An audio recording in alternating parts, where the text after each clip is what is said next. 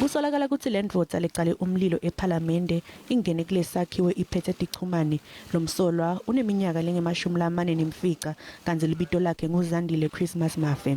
Lomsolwa kuthiwa ungene ephalamende ngenhloso yekweba njengalokho atholakale anema laptops titsha kane nemiculo yamaphepha.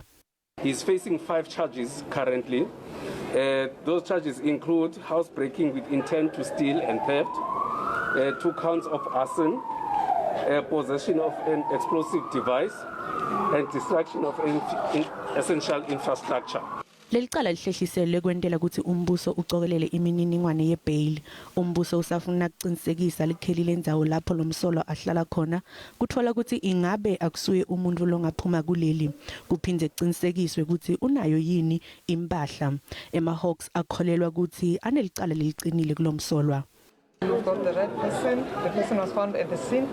As we earlier indicated that he was arrested at the premises. Ummeli walomsolwa uthi lomsolwa utiphikile tonke tinsolo letibhekiswe kuye.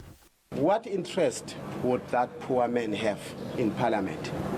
Banning parliament. How would that person get access to parliament to start with? And how would he know where to go in parliament and ban? It's clearly a scapegoat. We have a scapegoat here in front of ourselves. Kanti kusenjalo beticima mlilo netakula bakuvumile ukuthi iphalamende icekeleke phasi. Iphalamende ithi mkhulu umsebenzi lekumele wendiwe nakwakhiwa kabusha lephalamende kufanele kuthathe tinyathelo tekulungisa uma kuba nekungahambi kahle kwemsebenzi. We assume that it will take years to restore this to its original state.